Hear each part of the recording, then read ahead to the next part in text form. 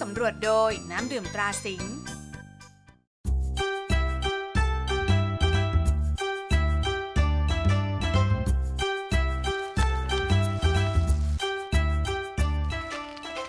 ล่มโพทำอะไรอยู่น่ะผมกำลังเก็บขยะอยู่ครับเมื่อคืนนี้ก็ไม่เห็นจะมีขยะแต่วันนี้ขยะก็ลอยมาเต็มเลยครับมาเดี๋ยวพี่เจนช่วยนะจะว่าไปแล้วขยะพวกนี้เนี่ยมันก็ไม่เหมือนมาจากที่นี่เลยเนาะเหมือนมาจากทะเลไกลๆนู่นเลยใช่ครับพี่ว่าเราไปขอความรู้จากคุณลุงดีกว่าไหมให้คุณลุงพาไปหาผู้รู้เราจะได้หายสงสัยกันโอเคครับป่ะ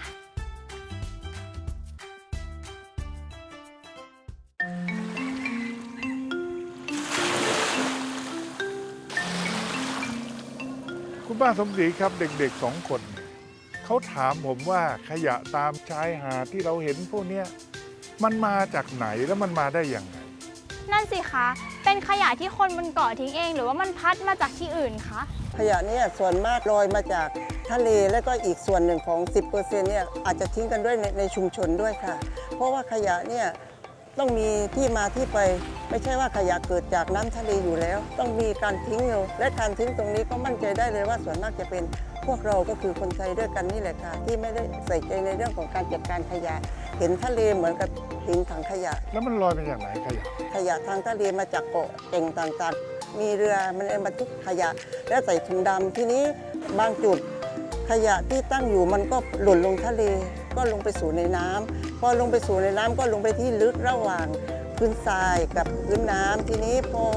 น้ำขึ้นน้ำลงมันก็มีการกระชากไปกระชากมา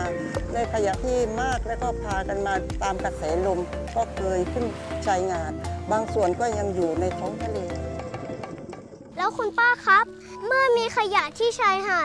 าดก็ดูไม่น่าสนใจบรรยากาศก็ดูไม่ดีคุณป้าพอจะมี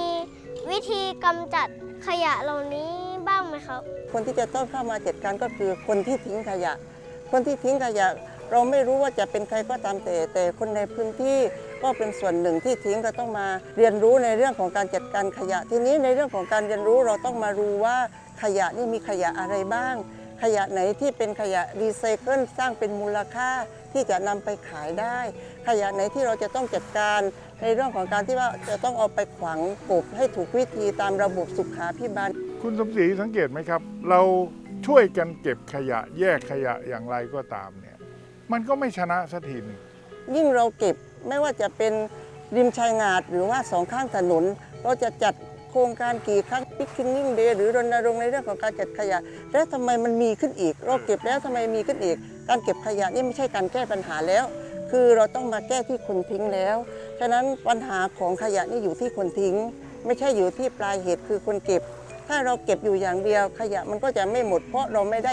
ไปเก็บคนที่ทิ้งเราจะต้องไปเก็บคนทิ้งด้วยเก็บคนทิ้งอย่างนี้ก็คือว่าไปสร้างจิตสำนึกว่าขยะเนี่ยมันมี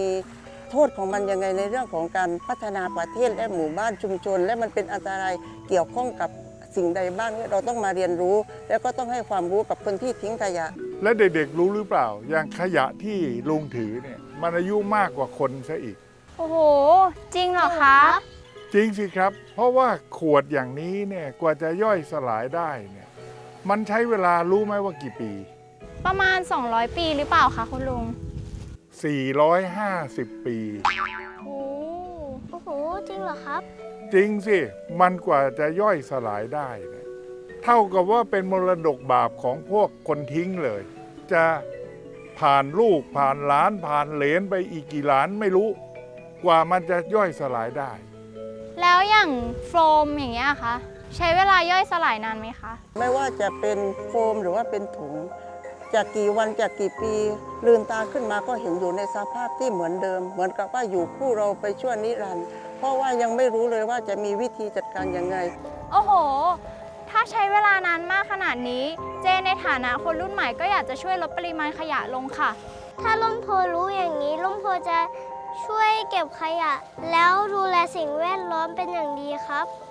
เจนก็จะลดการใช้ถุงพลาสติกลงด้วยค่ะคุณลุงล่มโพก็จะไม่ใช้กล่องโฟมแล้วเช่นกันครับและถุงพลาสติกด้วยเพราะล่มโพกลัวว่าสภาพแวดล้อมจะไม่ดี